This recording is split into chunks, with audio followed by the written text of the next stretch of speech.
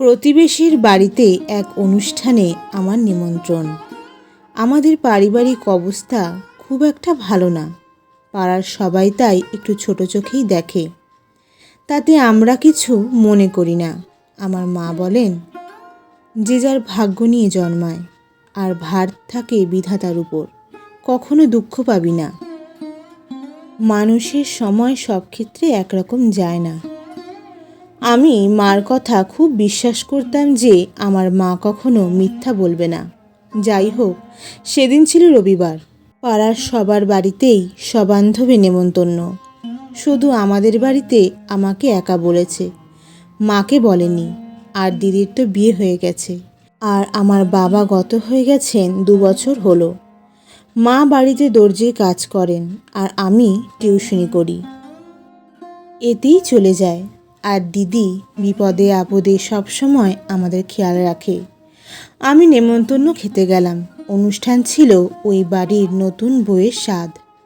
ওনাদের অবস্থা মোটামুটি, কিন্তু ভাব অনেকটাই। বউটাকে একটা চুড়িদারি পিস দিলাম।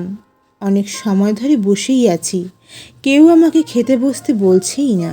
আমার খুব খিদেও পেয়ে গেছিল। তখন আমি বাধ্য হয়ে একটা প্লেটে অল্প ভাত আর এক টুকরো মাছ নিয়ে এক কোনায় একটা চেয়ারে খেতে বসলাম। ঠিক ওই সময় ওই বাড়ির বড় মেয়েটা দেখতে পায়। আমাকে বলে, একটু দেরি করতে পারলি না কেন? কোথাও যাবি? তখন প্রায় দুপুর 3টে বাজে। আমি বললাম, না না, খুব খিদে পেয়েছে, তাই শুধু একটু ভাত আর একটা মাছ নিয়ে খাচ্ছি, আর কিছু লাগবে না। আমার দিকে তাকিয়ে এমনভাবে মুখটা করলো, তখন আমার খেতে খুব লজ্জা করছিল। যাই হোক, ভাত লক্ষ্মীর দানা, ফেলতে নেই। অনেক কষ্টে ভাত দুটো খেলাম। হঠাৎ শুনছি ভাত কম হয়ে গেছে। তখনও প্রায় 15 জন লোক বসে আছে খাওয়ার জন্য, কিন্তু রান্নার লোকও চলে গেছে।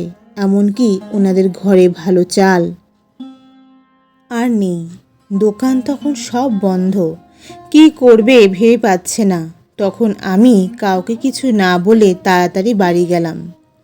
কদিন আগে দিদি এসেছিল।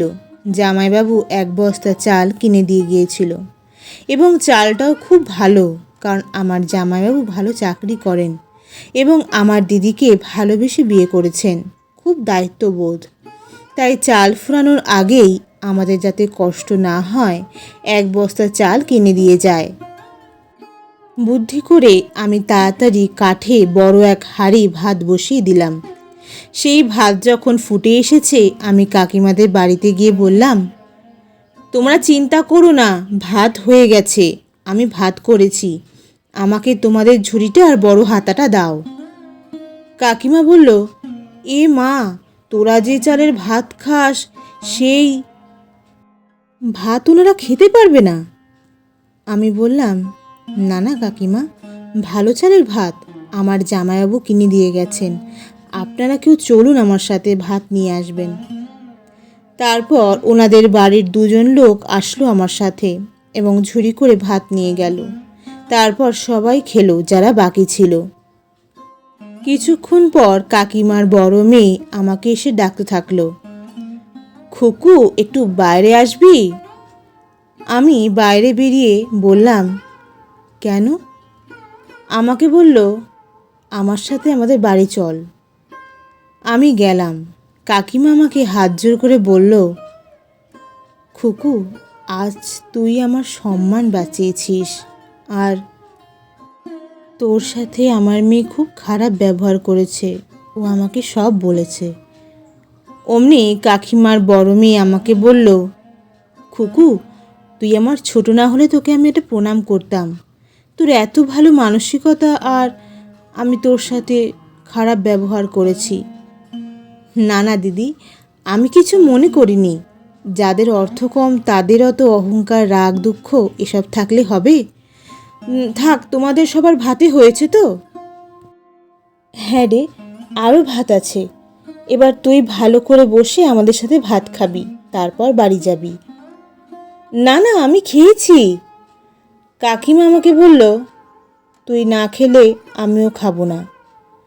আমি বাধ্য হলাম আবার ওনাদের সবার সঙ্গে ভাত খেতে বসতে। তখন ওইখানেই কাকিমার বোনের ছেলে সব শুনে সবার সামনে বলল, এই মেয়েটাকে, আমি ওর বাড়ির লোকের সাথে কথা বলবো, আমি ওকে বিয়ে করতে চাই যদি ওর কোনো আপত্তি না থাকে। তারপর কাকিমা তার বোনের ছেলেকে আমাদের বাড়িতে আনলো। আমার মার সাথে কথা হলো, ফোনে জামাইবাবু ও দিদির সাথে কথা হলো। জামাইবাবু রাজি হলো কারণ ছেলেটি ভালো চাকরি করে এবং পরিবার ভালো, সেই কথা শুনে। কাকিমা বলল, আমার বোনের ছেলে সত্যিকারের লক্ষ্মী পছন্দ করেছে।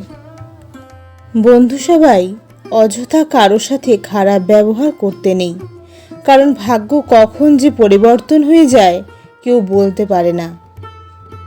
ধন্যবাদ। গল্প রচনা শ্রীমতী নন্দিতা দাস, কণ্ঠ রিজা দাস। জয় তারা জয় বাম।